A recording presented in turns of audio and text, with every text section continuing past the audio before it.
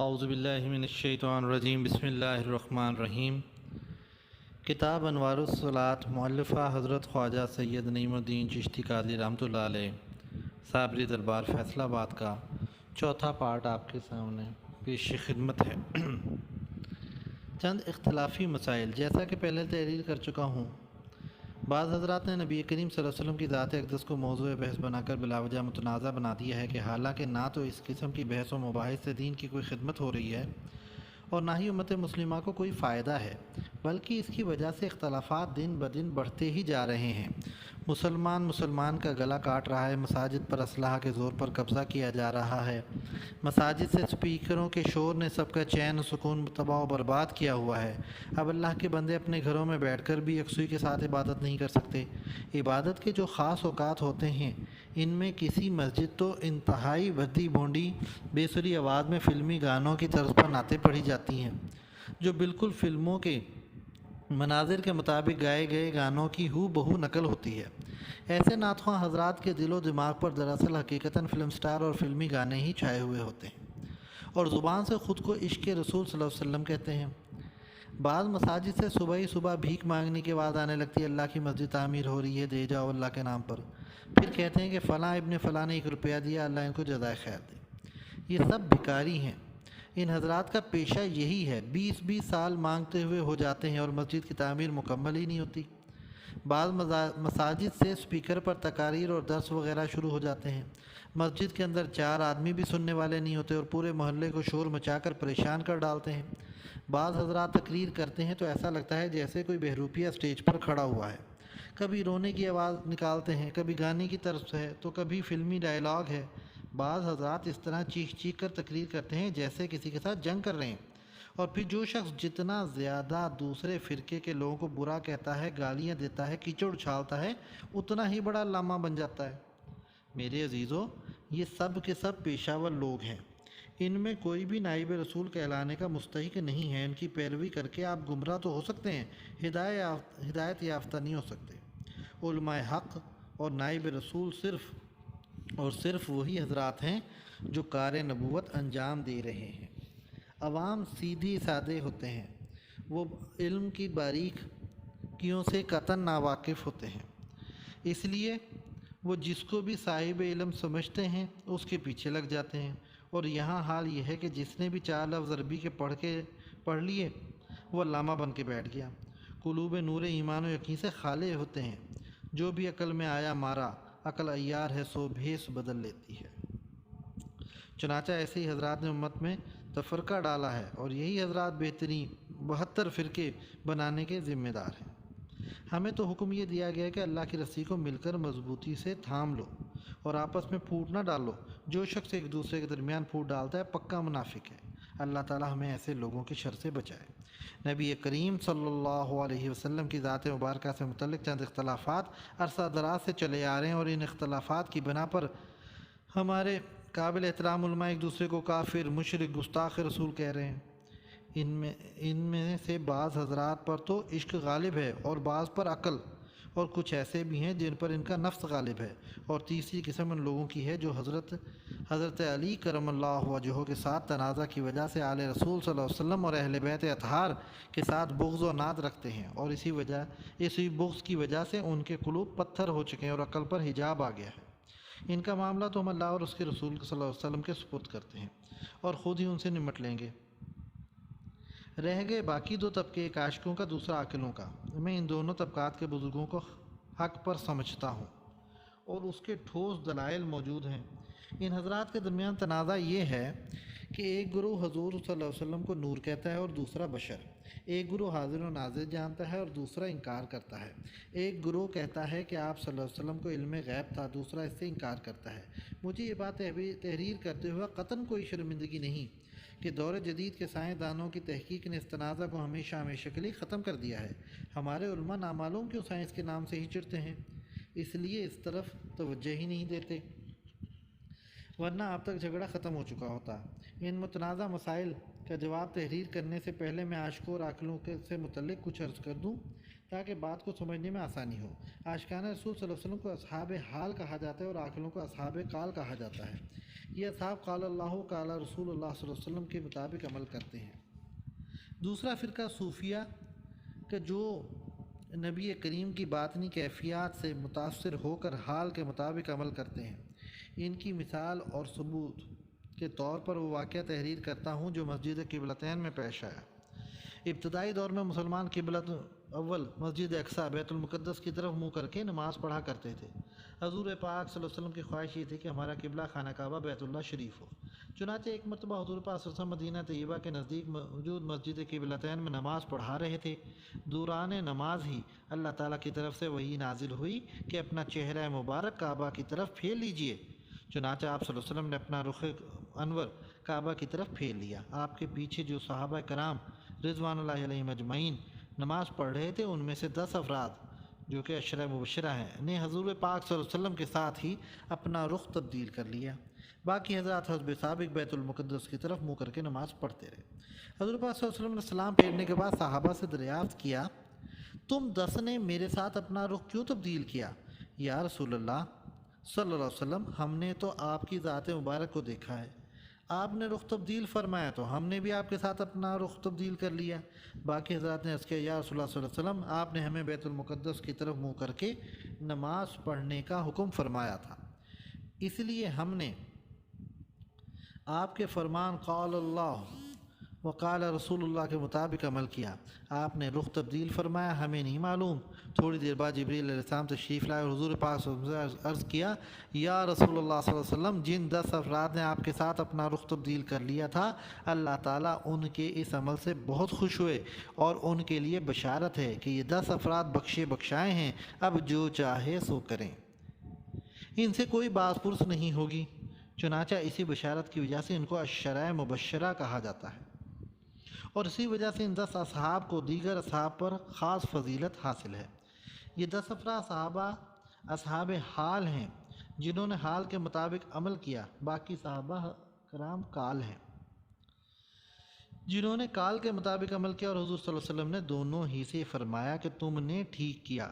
اس طرح اور بھی بہت سے واقعات کتب احادیث میں موجود ہیں، لیکن طوالت کی وجہ سے تحریر کرنے سے گریز کرتا ہوں۔ چنانچہ اس واقعے اور اس جیسے دوسرے واقعات کی بنا پر ہم دونوں گروہوں کے افراد کے حق کے مطابق تسلیم کرتے ہیں۔ تنازع اس وقت پیدا ہوا جب بعض صاحب حال بزرگوں نے اپنی واردات قلبی کو عوام الناس کے سامنے بیان کرنا شروع کر دیا، اور عوام نے بغیر واردات قلبی کے ان کی دیکھا دیکھی عمل کرنا شروع کر دیا، اور یہ بالکل غلط ہے، کیونکہ عام امت مسلمہ کے لیے صرف قال اللہ و قال رسول اللہ، اللہ تعالیٰ اور نبی کریم صلی اللہ علیہ وسلم کے ارشاد کے مطابق ہی عمل کرنا ضروری ہے، اور اسی میں ان کی فلاح و نجات ہے۔ قلبی واردات کے بغیر عمل کرنے والا کسی بھی وقت گمراہی کے دلدل میں پھنس سکتا ہے۔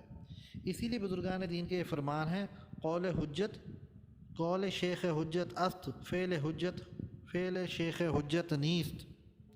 قول شیخ حجت است، فعل شیخ حجت نیست۔ شیخ کا مرشد کا کامل فرمانا عمل کرنے کے لیے حجت ہے، اس کا فعل عمل کرنے کے لیے حجت نہیں ہے۔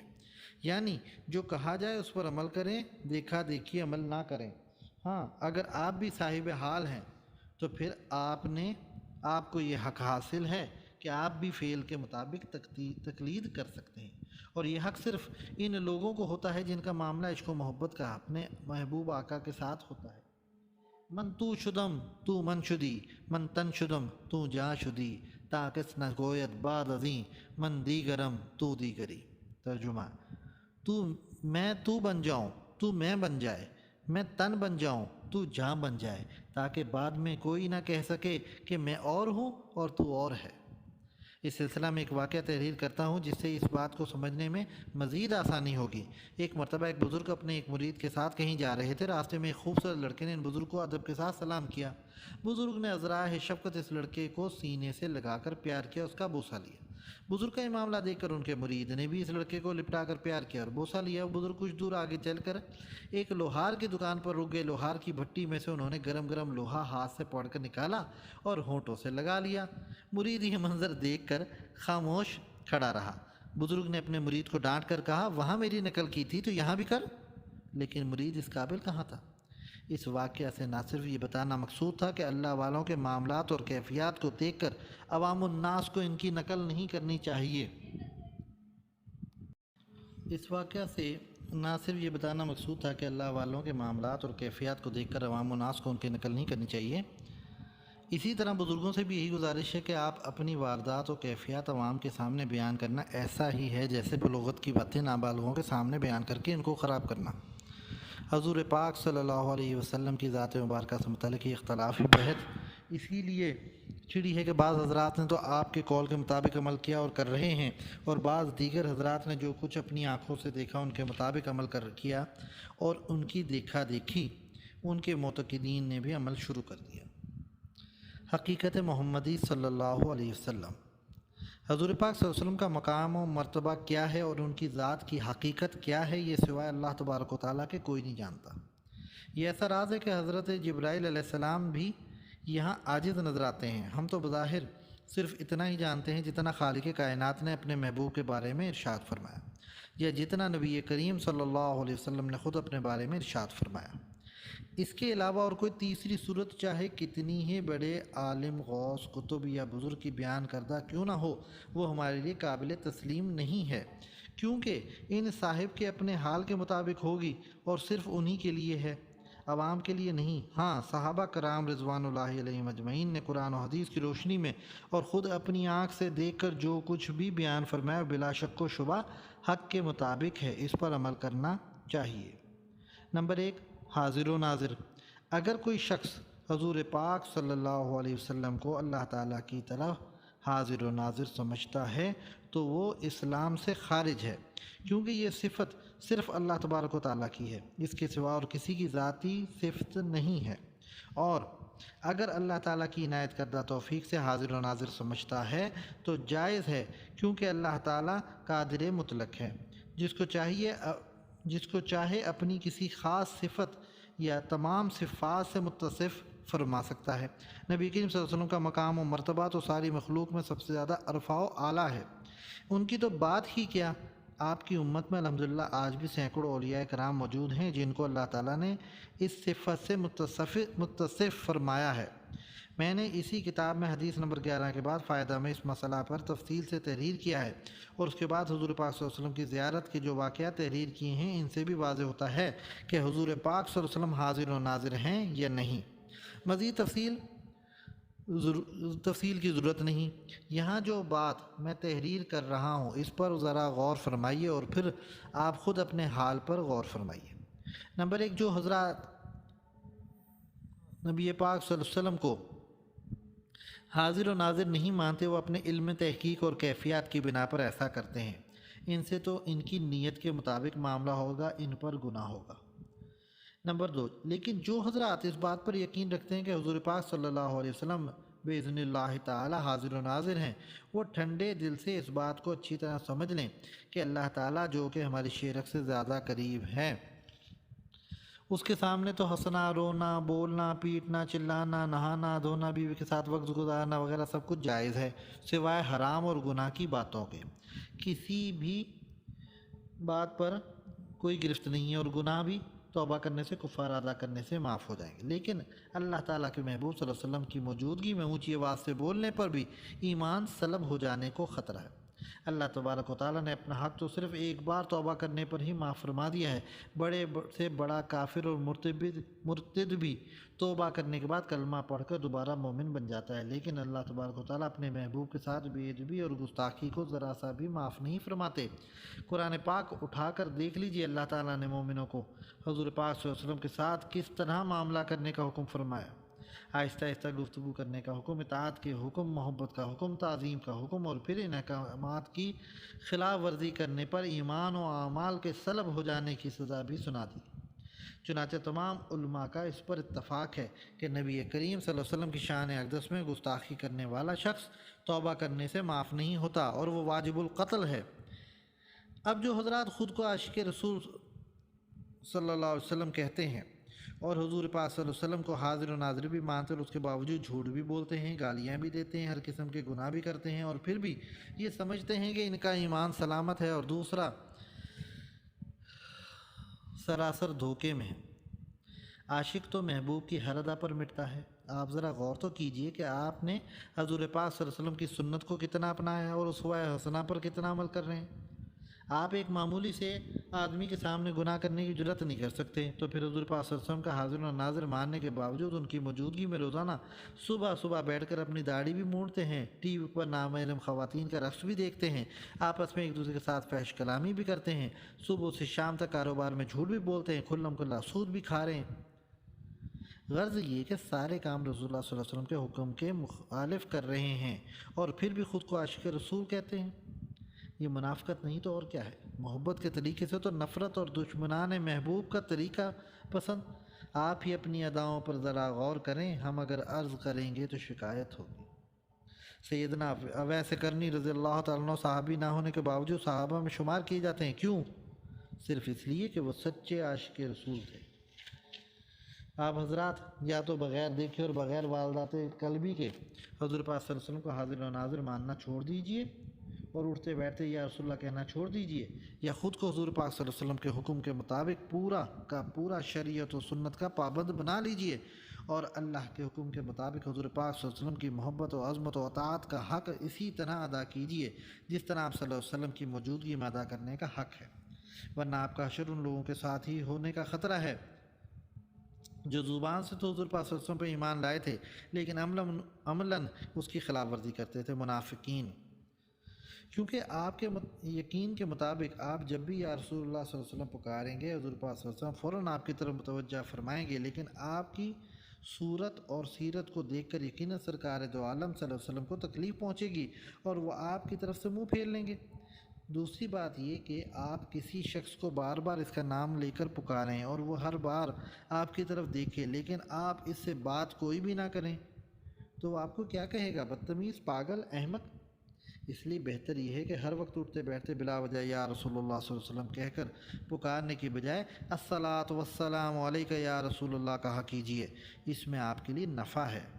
ہاں، مصیبت کے وقت، بے قراری کے وقت، کسی پریشانی، دکھ، تکلیف کے وقت جس طرح کوئی بچہ کوئی اپنی ماں کو اماں کہہ کر پکارتا ہے، اسی طرح اگر آپ رحمت للعالمین، شفیع المذنبین، رؤوف الرحیم آقا و مولا کو پکاریں تو یہ آپ کے لیے عین سعادت کا باعث ہے۔ یا رسول اللہ انظر حالنا، یا حبیب اللہ اسمع قالنا، اننی فی بحر ہم مغرق خذ یدی ساحل لنا اشقالنا۔ میں ایک بات انتہائی ادب کے ساتھ ان حضرات کی خدمت میں بھی عرض کرتا چلوں جو رات دن اپنے مریدوں سے خدمت تو لیتے ہیں لیکن ان کے ظاہری و باطنی احوال کی طرف قطعی توجہ نہیں فرماتے۔ اگر مریدین کہ کسی حکم کی تعمیل میں ذرا سی بھی کوتاہی کرے تو اس کی ایسی تیسی پھیر دیتے ہیں، لیکن اللہ تعالیٰ اور رسول اللہ صلی اللہ علیہ وسلم کے احکامات کی چاہے وہ کتنی ہی خلاف ورزی کرتا رہے اس سے قطعی باس پرس نہیں کی جاتی۔ روز محشر آپ اللہ تعالیٰ اور حضور پاک صلی اللہ علیہ وسلم کے سامنے کیا منہ لے کر جائیں گے؟ نمبر 2، نور یا بشر۔ اللہ نور السماوات والارض۔ اگر کوئی شخص حضور پاک صلی اللہ علیہ وسلم کو اللہ تعالیٰ کی طرح خالص نور سمجھتا ہے تو وہ اسلام و ایمان سے خارج ہے، کیونکہ یہ صفت صرف اللہ تبارک و تعالیٰ کے ساتھ مخصوص ہے۔ مخلوق میں سے کسی کی بھی ذاتی صفت نہیں ہے مع سوائے اس کے جس کو خالق کائنات قادر مطلق اللہ تبارک و تعالیٰ نے اپنے نور سے منور فرما دیا۔ اللہ تعالیٰ کی مخلوق میں سے 3 قابل ذکر ہیں: انسان، جنات اور فرشتے۔ انسان کو اللہ تعالیٰ نے خاک مٹی سے پیدا فرمایا، یہ خالی مخلوق ہے۔ جنات کو نار، آگ سے پیدا فرمایا، یہ ناری مخلوق ہے۔ فرشتوں کو نور سے پیدا کیا، یہ نوری مخلوق ہے۔ انسان کو خاکی ہونے کے باوجود اللہ تعالیٰ نے نوری اور ناری مخلوق پر فضیلت عطا فرمائی ہے، اسی لیے انسان کا اشرف المخلوقات کہا جاتا ہے۔ اس اشرف المخلوق انسانوں میں نبی کریم صلی اللہ علیہ وسلم جناب محمد مصطفیٰ صلی اللہ علیہ وسلم کی امت کو دوسری امتوں پر فضیلت حاصل ہے۔ کنتم خیر امۃ اخرجت للناس۔ اس امت کے عام انسانوں پر اولیاء کرام کو فضیلت ہے، اور اولیاء کرام پر صحابہ کرام کو، اور صحابہ پر انبیاء علیہ السلام کو، اور تمام انبیاء پر خاتم الانبیاء سید المرسلین فخر موجودات سرکار دو عالم رحمت للعالمین شفیع المذنبین محبوب رب العالمین سیدنا و مولانا جناب محمد مصطفیٰ صلی اللہ علیہ وسلم کو فضیلت و شرف حاصل ہے۔ اسی طرح اللہ تعالیٰ کو پوری کائنات و مخلوقات میں نبی کریم احمد مختار سید الابرار جناب محمد مصطفیٰ صلی اللہ علیہ وسلم سب سے افضل و اشرف مکرم و معظم ہے، جس کا ثبوت اس بات سے ملتا ہے کہ روز محشر ہر شخص نفسی نفسی پکار رہا ہوگا، ہر ایک کو اپنی اپنی پڑی ہوئی ہوگی۔ اس وقت انبیاء علیہ السلام اپنے لیے، اپنی امت کے لیے حضور پاک صلی اللہ علیہ وسلم کی شفاعت کی درخواست کریں گے، اور تمام انبیاء میں صرف حضور پاک صلی اللہ علیہ وسلم ہی مقام محمود پر فائز ہوں گے، اور صرف آپ ہی کو وسیلہ عطا کیا جائے گا۔ اس بات کو سمجھنے کے بعد اگر کوئی شخص حضور پاک صلی اللہ علیہ وسلم کو صرف نور کہتا ہے تو وہ حضور پاک صلی اللہ علیہ وسلم کا درجہ گھٹاتا ہے، کیونکہ انسان نوری مخلوق سے افضل ہے۔ نور سے بنی ہوئی مخلوق فرشتے انسان سے افضل نہیں ہیں، اور اگر کوئی شخص حضور پاک صلی اللہ علیہ وسلم کو دیگر انسانوں کی طرح ہی بشر سمجھتا ہے تو وہ گمراہ ہے، کیونکہ اللہ تبارک و تعالیٰ کے بعد سب سے افضل ترین ذات صرف حضور پاک صلی اللہ علیہ وسلم کی ہے اور کسی کی نہیں۔ حضور پاک صلی اللہ علیہ وسلم کو نور سمجھنے کی وجہ۔ جملہ مادی خاکی مخلوق میں کثافت ہوتی ہے، اور کثافت کی وجہ سے اس کا سایہ ہوتا ہے، جیسے حیوانات، نباتات اور جمادات، ان سب کا سایہ ہوتا ہے، لیکن حضور پاک صلی اللہ علیہ وسلم کا سایہ نہیں۔ دوسری بات جو تصدیق شدہ ہے، حضور پاک صلی اللہ علیہ وسلم کے جسم مبارک سے روشنی پھوٹتی تھی، جس سے اندھیرے مکان منور ہو جاتے تھے۔ یہ دو بڑی ظاہری وجوہات ہیں جن کی وجہ سے آپ صلی اللہ علیہ وسلم کو نور کہا جاتا ہے۔ سایہ نہ ہونے کی وجہ یہ ہے کہ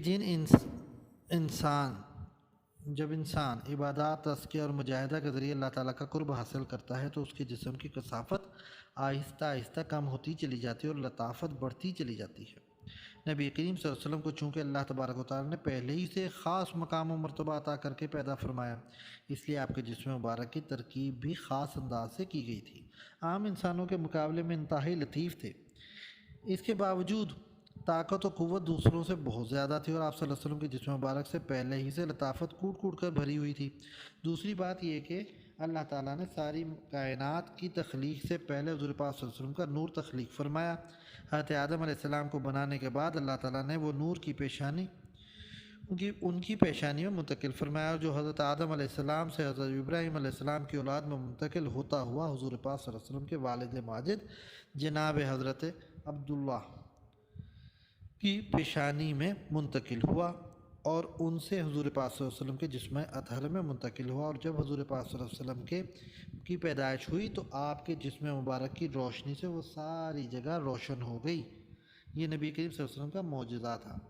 جو لوگ اعتراض برائے اعتراض کرتے ہیں ان کے لیے ہمارے پاس یہ جواب ہے کہ حضور پاک صلی اللہ علیہ وسلم کا مقام و مرتبہ تو پہلے ہی عرض کر چکا ہوں کہ آپ صلی اللہ علیہ وسلم کی امت میں لاتعداد اولیاء کرام ایسے ہیں، اور شاید آج بھی اس دنیا میں موجود ہوں، جن کو حضور پاک صلی اللہ علیہ وسلم کے صدقے ان کا امتی ہونے کے طفیل یہ شرف حاصل ہوا ہے کہ زندگی کے آخری ایام میں ان کا سایہ غائب ہو گیا۔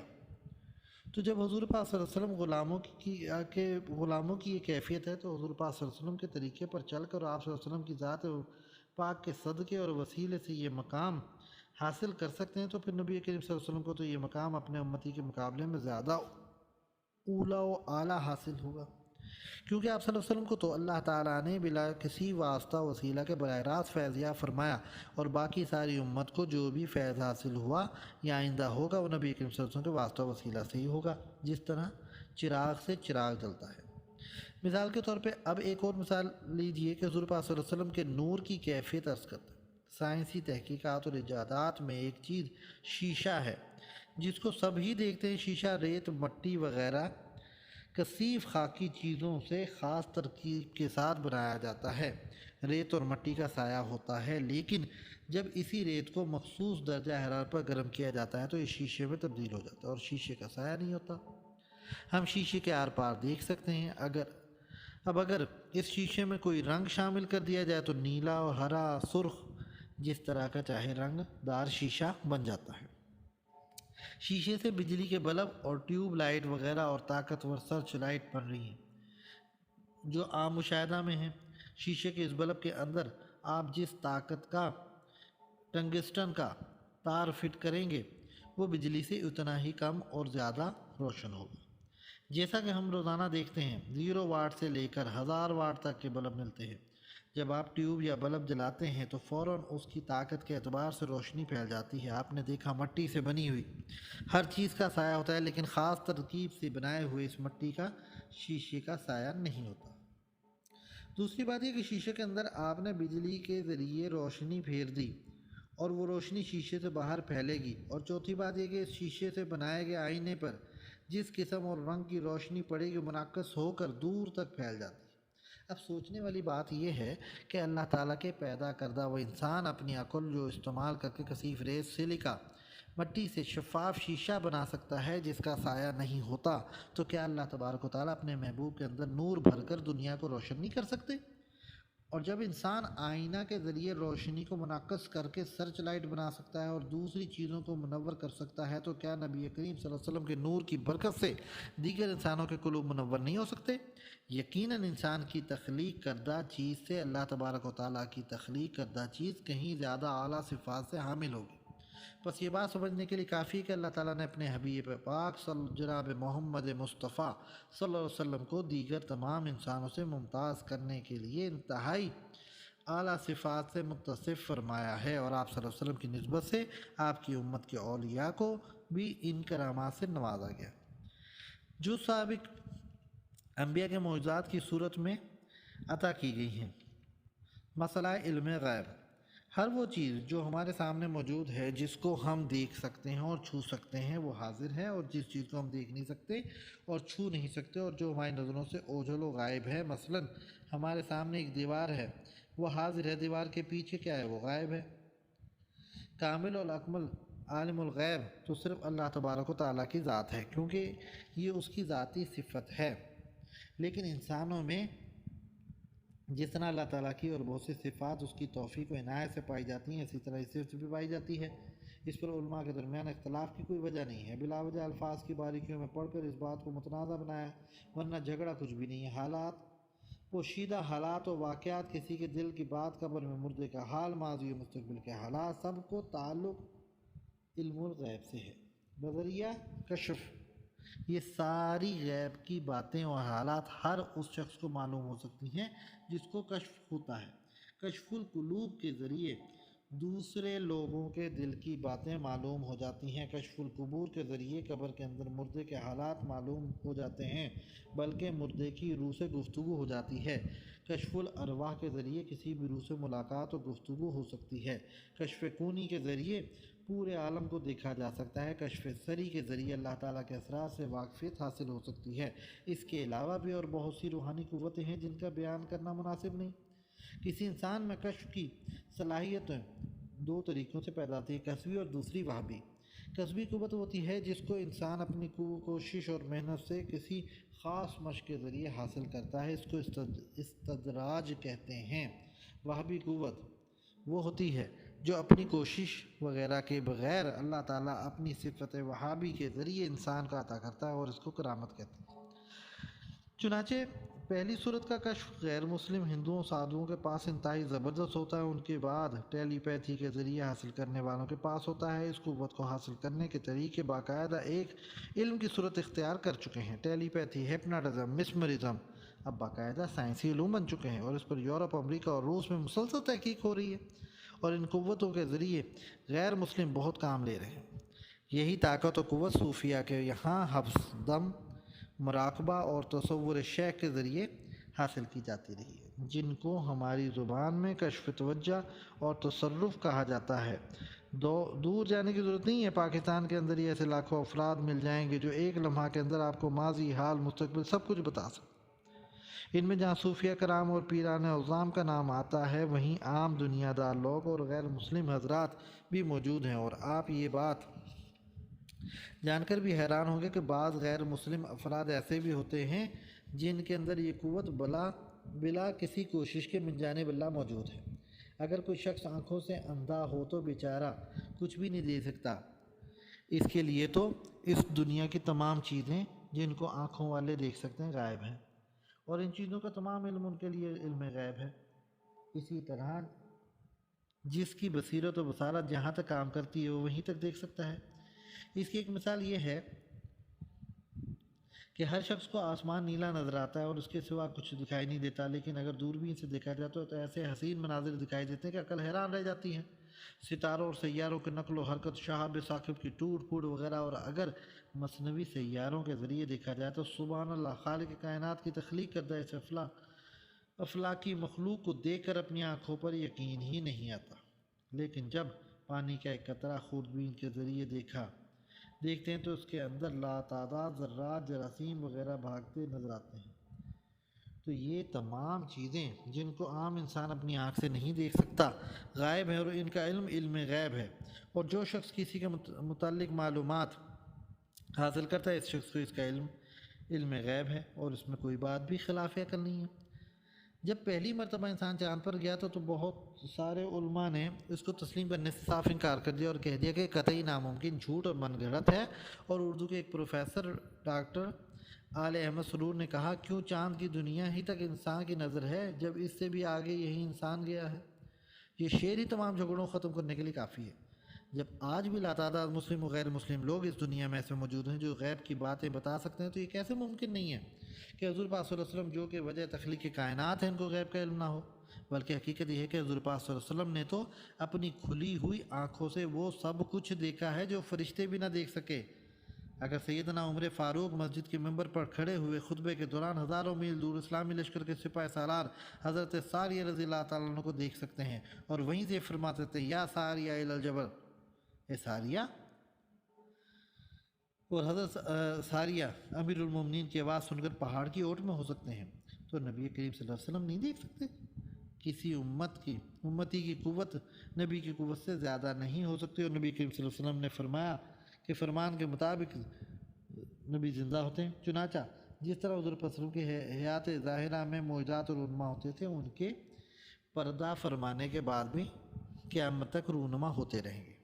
نقطہ، یہاں ایک اہم نقطہ سمجھنے کی خاص ضرورت ہے، اور وہ یہ ہے کہ لوگ اپنی کوشش سے کشف اور دیگر استدراجی قوتیں حاصل کر لیتے ہیں۔ وہ ہر وقت اپنی قوت کو استعمال کر کے دیکھ سکتے ہیں جن کو اللہ تعالیٰ یہ قوت عطا کرتے ہیں، اور ان کو اپنے اختیار سے ہر وقت حاصل نہیں ہوتی۔ جب اللہ تعالیٰ چاہتا ہے تو وہ آسمان کے اوپر اور زمین کے نیچے کی خبر دیتے ہیں، اور جب اللہ تعالیٰ نہیں چاہتا تو انہیں اپنے پیچھے کی بھی خبر نہیں ہوتی، اور یہی اللہ کے ولیوں کی پہچان ہے۔ لیکن کچھ خاص ایسے بندے بھی ہوتے ہیں جو ہر وقت باخبر رہتے ہیں۔ آخر میں صرف اتنا عرض کر دوں، جس طرح کسی کی بصارت بہت تیز ہوتی ہے اور وہ دور تک دیکھ سکتا ہے، کسی کی نظر کمزور ہوتی ہے، وہ نزدیک کی چیزیں بھی نہیں دیکھ سکتا، اور کوئی اندھا ہوتا ہے جو بالکل نہیں دیکھ سکتا، اسی طرح بصیرت ہے جس کو ہم دل کی آنکھ کہتے ہیں۔ جو لوگ یہ کہتے ہیں کہ حضور پاک صلی اللہ علیہ وسلم کو علم غیب نہیں تھا، وہ عقل کے بھی اندھے ہیں اور دل کے بھی اندھے ہیں۔ اگر ان بیچاروں کو تھوڑا بہت دکھائی دینے لگے تو وہ بھی یہی کہیں گے کہ ہم کہہ رہے ہیں، اس لیے ان کو معذور سمجھا جائے، اور معذور کے قول و فعل پر اس کی گرفت نہیں ہوتی۔ جس طرح حضور پاک صلی اللہ علیہ وسلم نے طائف والوں کی زیادتی کے بعد اللہ تعالیٰ سے دعا فرمائی تھی، یا اللہ، یہ لوگ مجھے پہچانتے نہیں ہیں، اس لیے تو ان پر عذاب نازل نہ فرما اور ان کو ختم نہ فرما۔ میں امید کرتا ہوں کہ یہ نہیں تو ان کی آئندہ نسل سے ہی میرے اوپر ایمان لے آئے گی۔ چنانچہ آج طائف میں ایک بھی کافر نہیں ہے۔ اسی طرح مومن کی فراست رکھنے والوں اور عقل والوں کو کم عقلوں کو لیے دعا کرنی چاہیے، یا اللہ، تو اپنے حبیب صلی اللہ علیہ وسلم کی حقیقت ان پر منکشف فرما دے، اور ان کے دلوں کو حضور پاک صلی اللہ علیہ وسلم کی محبت و عظمت سے بھر دے۔ آپ کے علم میں اضافہ کے لیے ایک بات عرض کر دوں، سائنسدانوں نے ایسے حساس کیمرے ایجاد کر لیے ہیں جو جنات اور ارواح کی تصاویر بھی اتار سکتے ہیں۔ جن چیزوں کو عام انسانوں کی آنکھ نہیں دیکھ سکتی، کیمرے کی آنکھ نے دیکھ لیا، اور ایسے آلات بھی ایجاد ہو چکے ہیں جو سینکڑوں سال پرانے انسانوں کی آوازوں کو ریکارڈ کر سکتے ہیں۔ اسی قسم کے آلات کے ذریعے سائنسدانوں نے حضور پاک صلی اللہ علیہ وسلم کی معجزہ شق القمر کی بھی تصدیق کی ہے، اور سب سے پہلا انسان نیل آرمسٹرانگ جو چاند پر اترا تھا، اس نے 25 سال بعد مصر میں اذان کی آواز سن کر حیرانی کے ساتھ کہا، یہ کیا ہے؟ جب اس کو بتایا گیا تو وہ فوراً مسلمان ہو گیا، اور اس نے اللہ کی وحدانیت اور رسول کریم صلی اللہ علیہ وسلم کی رسالت پر اقرار کر لیا۔ تو جناب، جیسے جیسے انسان ترقی کی طرف قدم بڑھا رہا ہے، اللہ کے نبی کریم صلی اللہ علیہ وسلم کے معجزات اور علم کی تصدیق ہوتی جا رہی ہے، لیکن بعض ضدی افراد جو فراست سے محروم ہیں، کنویں کے مینڈک کی طرح آج بھی ٹرٹر کر رہے ہیں۔ تو ہم کیا کہہ سکتے ہیں؟ اس میں ان کی عقلوں کا قصور ہے۔ ختم اللہ علی قلوبہم وعلی سمعہم وعلی ابصارہم غشاوہ۔ حقیقت محمدی صلی اللہ علیہ وسلم چند اشعار راہ خدا کو جس نے منور بنا دیا، اس در لاجواب کو راہبر بنا دیا، ان کو بنا کے صورت آئینہ جمال، ظلمت کدائے دہر کو اظہر بنا دیا، انوار کے حسین عناصر کو جوڑ کر ایک حسن لازوال کا پیکر بنا دیا، اپنی صفات خاص سے ان کو نواز کر دیدہ دروں کے واسطے مظہر بنا دیا۔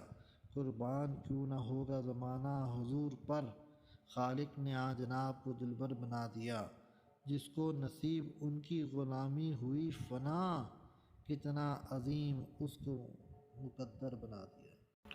برکات درود شریف۔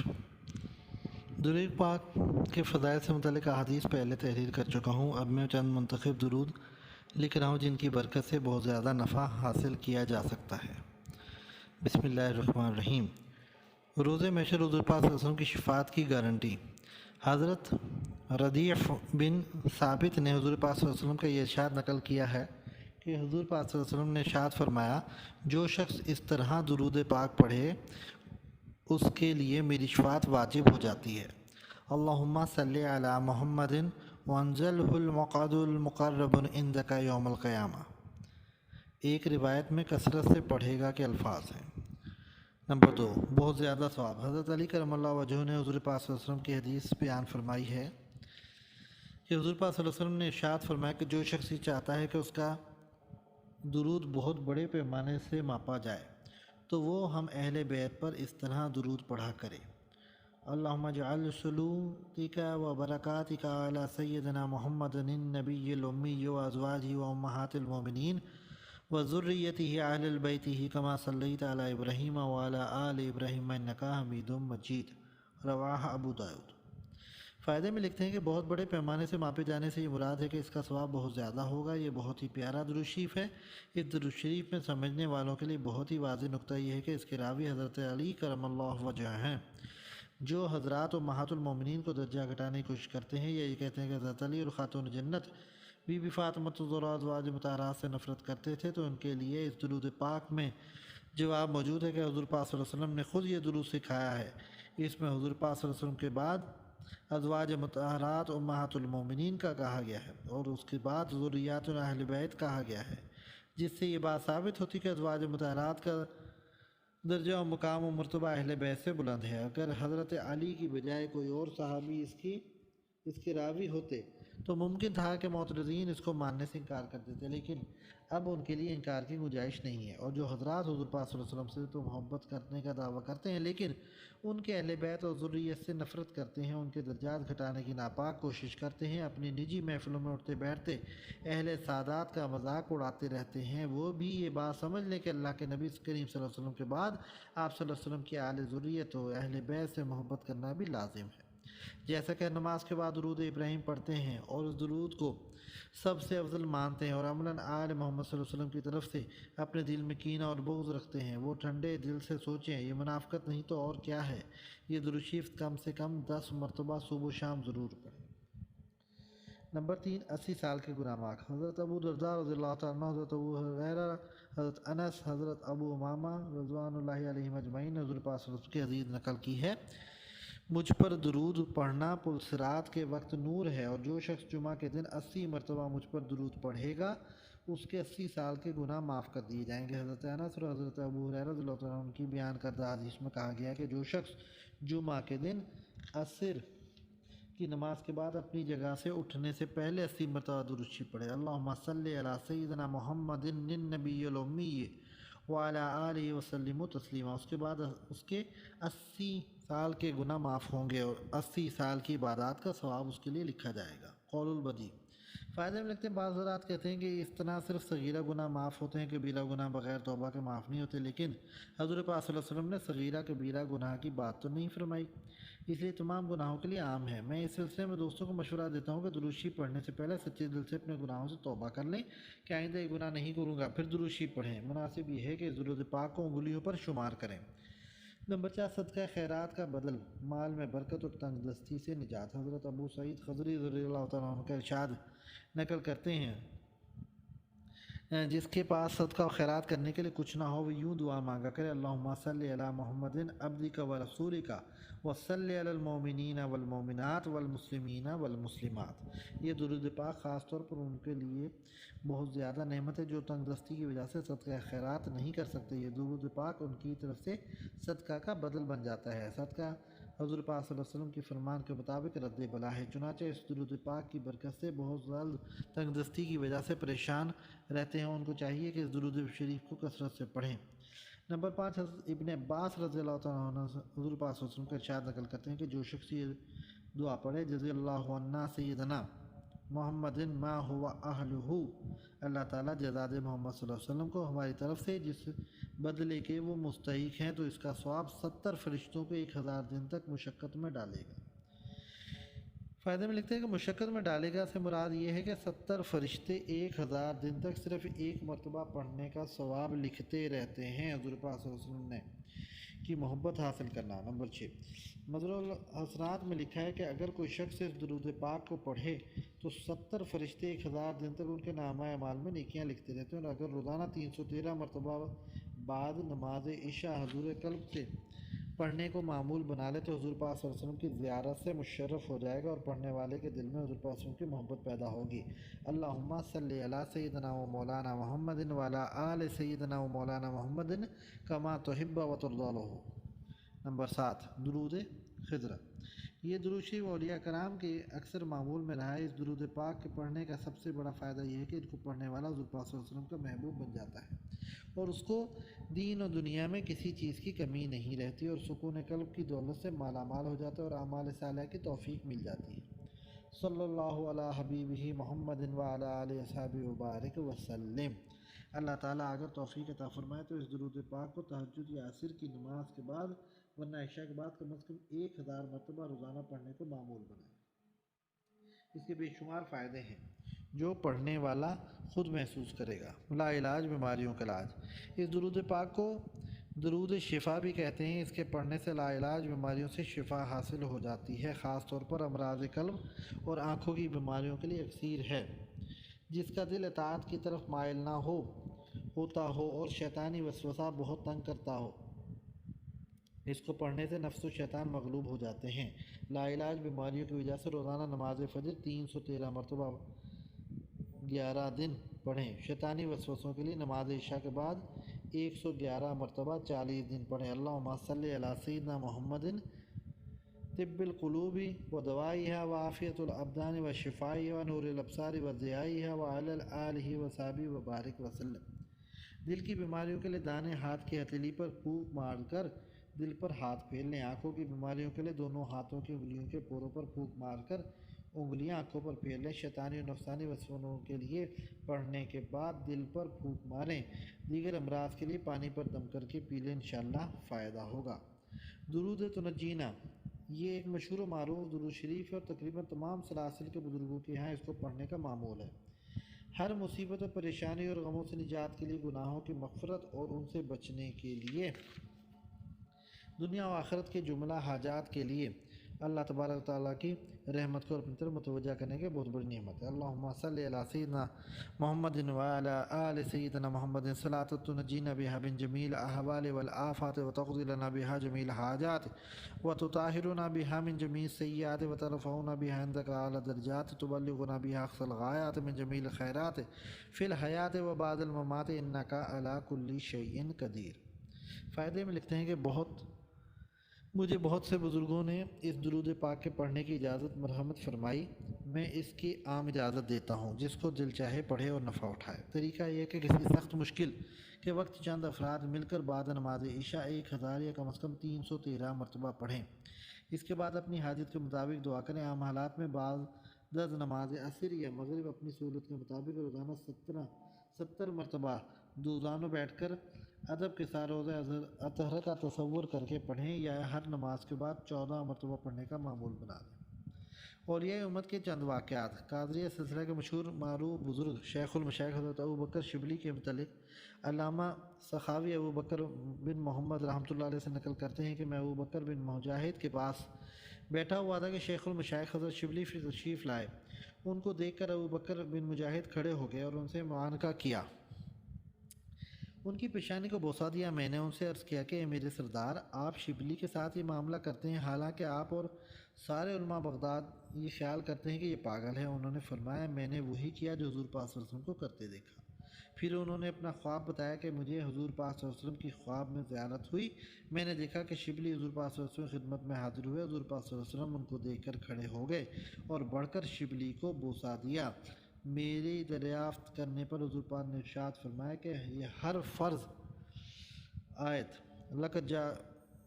فرض کے بعد یہ آیت لقد جاءکم رسول من انفسکم عزیز علیہ ما عنتم حریص علیکم بالمؤمنین رؤوف رحیم فإن تولوا فقل حسبی اللہ لا الہ الا هو علیہ توکلت وهو رب العرش العظیم پڑھتا ہے، اور اس کے بعد 3 مرتبہ صلی اللہ علیہ کہ یا محمد پڑھتا ہے۔ ابوبکر کہتے ہیں کہ اس خواب کے بعد جب شبلی آئے تو میں نے ان سے پوچھا کہ نماز کے بعد کیا پڑھتے ہو، تو انہوں نے یہی بتایا۔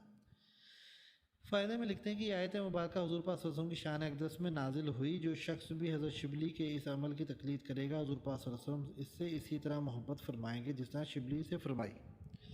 دوسرے یہ کہ جو شخص اس آیت مبارکہ کو صبح اٹھ کر پڑھے گا، اس دن وہ ناگہانی حادثات سے محفوظ رہے گا۔ اسی لیے ہر شخص کو اس پر ضرور عمل کرنا چاہیے۔ تقریباً 4 سال تک میرا یہ معمول رہا کہ ہر جمعرات کو پاک پتن جایا کرتا تھا۔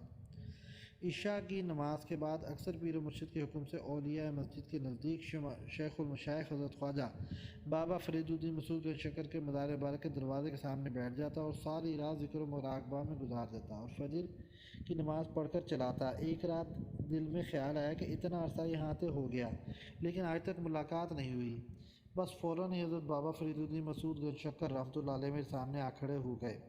میں انہیں دیکھ کر گھبرا گیا اور حیران بھی ہوا۔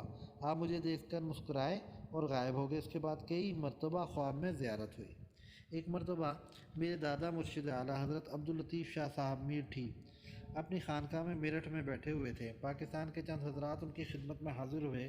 اچانک شاہ صاحب نے فرمایا، ارے وہ ملتانی نہر میں گر گئے، اور فوراً ہی آنکھیں بند کر لیں۔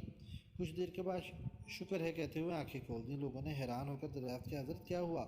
آپ نے فرمایا، ملتان کے فلاں شخص کی کار نہر میں گر گئی تھی مگر اللہ نے بچا لیا۔ پاکستانی حضرات میں چند افراد ملتان کے رہنے والے تھے۔ انہوں نے پاکستان آ کر ان صاحب سے معلوم کیا، فلاں تاریخ کو تمہارے ساتھ کیا واقعہ پیش ہوا؟ ان صاحب نے فرمایا، ہم لوگ کار میں سفر کر رہے تھے، ایک سائیکل والے کو بچاتے ہوئے ہماری کار نہر میں جا گری، لیکن ڈوبتے ہی فوراً ہماری کار نہر کے اوپر آ گئی اور ہم لوگ زندہ سلامت گاڑی سے باہر آ گئے۔ 1985 کی بات ہے۔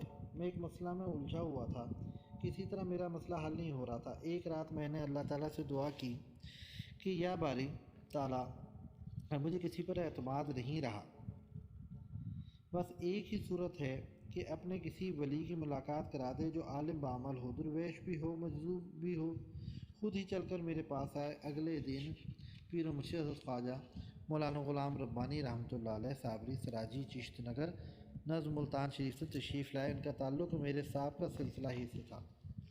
میرے مکان واقعہ محلہ شادی پورہ فیصل آباد کے نزدیک ہی میرے ایک دوست کے یہاں قیام فرمایا۔ میرا دوست محمد حسین بینک کا آفیسر ان کی دوا لینے کے لیے میرے پاس آیا۔ میں ان کو دیکھنے کے لیے چلا گیا۔ جذب کی کیفیت طاری تھی۔ مختصر سی ملاقات ہوئی۔ اگلے دن دوپہر کو میرے دوست کے ہمراہ میرے گھر خرید کرنے پر تشریف لائے۔ دستک دینے پر گھر سے باہر آیا تو ان کو دیکھ کر حیران ہو گیا۔ حضرت نے فرمایا، شاہ صاحب، آپ نے ہمارے سلسلے کی بہت خدمت کی ہے۔ میں سلسلہ کے بزرگوں کے حکم پر آپ کو خلافت دینے آیا ہوں، آپ سلسلہ کے آگے بڑھائیں۔ اس کے بعد آپ نے تقریباً 15 دن قیام کیا اور مجھے ان 15 دنوں میں وہ کچھ عطا فرمایا جو برسوں کی مشقت کے بعد بھی حاصل نہ ہو سکا تھا۔ پھر آپ وہاں واپس تشریف لے گئے اور چند ماہ کے بعد آپ کا وصال ہو گیا۔ ان واقعات کو تحریر کرنے کا مقصد یہ بتانا ہے کہ جب حضور پاک صلی اللہ علیہ وسلم کی امت کے اولیاء کے یہ حال ہے کہ وہ ہزاروں کلومیٹر دور سے دیکھ سکتے ہیں اور مدد بھی کر سکتے ہیں، ان کی قبروں سے آواز بھی آ سکتی ہے اور دل کے خیال کے ساتھ ہی وہ سامنے آ کر کھڑے بھی ہو سکتے ہیں، تو پھر خود حضور پاک صلی اللہ علیہ وسلم کا کیا حال و مقام ہوگا۔ عید میلاد النبی صلی اللہ علیہ وسلم، بعض حضرات حضور پاک صلی اللہ علیہ وسلم کو یوم ولادت منانے پر اعتراض کرتے ہیں اور کہتے ہیں کہ یہ بدعت ہے۔ اول تو یہ بدعت ہی نہیں، کیونکہ حضور پاک صلی اللہ علیہ وسلم خود اپنا یوم ولادت منایا ہے، اور اگر ان کے کہنے کے مطابق بدعت مان بھی لیا جائے تو یہ بدعت حسنہ ہے۔ حضور پاک صلی اللہ علیہ وسلم کے وصال کے بعد جب قرآن پاک کو جمع کرنے کا کام شروع کیا گیا تو بعض حضرات کو یہ اعتراض کیا کہ اگر اس کا جمع کرنا ضروری ہوتا تو حضور پاک صلی اللہ علیہ وسلم خود ہی یہ کام کراتے۔ جب انہوں نے یہ کام نہیں کیا تو آپ یہ بدعت کیوں کر رہے ہیں؟ اس پر امیر المومنین سیدنا عمر فاروق نے فرمایا کہ بدعت ہے تو بہت ہی اچھی بدعت ہے، میں اس کو ضرور کروں گا۔ اسی طرح جب امیر المومنین سیدنا عمر عثمان غنی نے قرآن شریف کے مختلف نسخے اکٹھے کر کے ایک نسخہ ترتیب دیا، اس وقت بھی سخت مخالفت کی گئی، لیکن انہوں نے یہ کام کیا، اور جب پہلی بار امیر المومنین سیدنا مولانا علی شیر خدا کرم اللہ وجہ کے دور میں قرآن کریم پر اعراب لگانے کی کوشش کی گئی تو سخت مخالفت کی گئی۔ بعد میں حجاج بن یوسف نے یہ کام کر کے پوری امت مسلمہ پر ایک احسان کر دیا، ورنہ ہم اجمی لوگ تو قرآن پاک پڑھ ہی نہیں سکتے تھے۔ دوسری بات یہ ہے کہ اس کو بدعت کہہ کر برائے مخالفت کرتے ہیں، وہ اپنے باپ دادا بڑے بیٹے پوتوں کی سالگرہ تو دھوم دھام سے مناتے ہیں، یوم آزادی بھی مناتے ہیں، لیکن اس کریم ذات کی یوم ولادت پر چڑھتے ہیں جس کے طفیل وہ خود کو مسلمان کہتے ہیں۔ اگر یہ ذات پاک دنیا میں نہ آتی تو وہ بھی اپنے بڑوں کی طرح بتوں کو پوجتے، جہنم رسید ہوتے۔ تیسری بات یہ کہ اسلام میں اگر کوئی دن تہوار منانے کا ہے تو وہ صرف عید میلاد النبی ہی ہے، باقی سب تو فرائض و واجبات ہیں، ان کو تہوار نہیں کہا جا سکتا۔ محسن انسانیت کے یوم ولادت سے بڑھ کر خوشی کا اور کون سا دن ہو سکتا ہے؟ بعض حضرات کو اعتراض ہے کہ دن مقرر کرنا غلط ہے، تو ان کے لیے جواب ہے کہ یہ کام تو ہمیں خود اللہ تعالیٰ اور نبی کریم صلی اللہ علیہ وسلم نے سکھایا اور سب ہی اس پر عمل کر رہے ہیں۔ چنانچہ رمضان المبارک ہمیشہ ماہ رمضان کی پہلی تاریخ کو ہی شروع کرتے ہیں، جشن نزول قرآن ہمیشہ 27 رمضان کو، حج ہمیشہ 9 ذی الحجہ کو، عید الاضحیٰ ہمیشہ 10 ذی الحجہ کو ہی مناتے ہیں۔ اس کے علاوہ عاشورہ 10 محرم کو۔ حضرت آدم سے لے کر واقعہ کربلا تک لا تعداد اہم تاریخی واقعات سے بھری پڑی ہے، اس لیے میرے بھائیوں بلا وجہ کے فضول اعتراض کر کے اب آپ حضرات اپنی عاقبت کیوں خراب کرتے ہیں؟ جب خود حضور پاک صلی اللہ علیہ وسلم اپنا مولود بھی منایا، یوم پیدائش دوشنبہ پیر کو روزہ بھی رکھا، تو آپ کی تقلید میں صحابہ کرام بھی روزہ رکھتے تھے۔ امام جلال الدین سیوطی نے الحاوی الفتاویٰ میں اس موضوع پر متعلق ایک مکمل باب حسن المقصد فی عمل مولد کے نام سے رقم کی ہے، جس میں انہوں نے اس بات پر تفصیل سے روشنی ڈالی ہے کہ حضور پاک صلی اللہ علیہ وسلم نے خود اپنا میلاد منایا، اس لحاظ سے سنت رسول ہے۔ امام سیوطی ایک روایت کے حوالے سے فرماتے ہیں کہ مدنی دور میں حضور پاک نے بکرے ذبح کر کے فقراء و مساکین کو کھلائے۔ بعض لوگوں کو خیال ہے کہ حضور پاک صلی اللہ علیہ وسلم نے اپنا عقیقہ کیا تھا۔ اس رائے کو رد کرتے ہوئے امام سیوطی فرماتے ہیں کہ حضور پاک صلی اللہ علیہ وسلم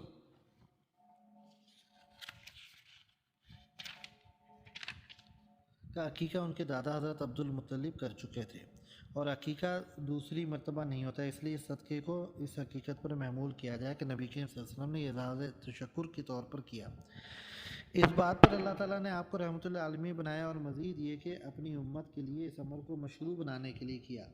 جس طرح حضور پاک صلی اللہ علیہ وسلم اپنی ذات پر خود درود پڑھا کرتے تھے، اس حقیقت کے پیش نظر ہمارے لیے مستحب ہے کہ ہم بھی آپ کے میلاد پر اظہار مسرت و شکر کریں۔ حضور پاک صلی اللہ علیہ وسلم نے خود بعض صحابہ کرام رضوان اللہ علیہم اجمعین کو یوم ولادت پر اللہ تعالیٰ کا شکر ادا کرنے کی تلقین فرمائی۔ آپ صلی اللہ علیہ وسلم خود ہر پیر کو شکرانے کے طور پر روزہ رکھا کرتے تھے۔ حضرت ابو قتادہ نے اس روزہ سے متعلق دریافت کیا، آپ صلی اللہ علیہ وسلم نے ارشاد فرمایا، اس روز میری ولادت ہوئی اور اسی روز بھی مجھ پر وحی نازل ہوئی۔ امام شمس الدین بن ناصر الدشقی اپنی کتاب موضوع انصاری بھی موضوع الحاوی میں لکھتے ہیں کہ یہ بات ثابت ہے کہ حضور پاک صلی اللہ علیہ وسلم کی ولادت کی خوشی میں صوبیہ کو آزاد کرنے کی وجہ سے ہر سوموار کو ابو لہب کے عذاب کی تخفیف کر دی جاتی ہے۔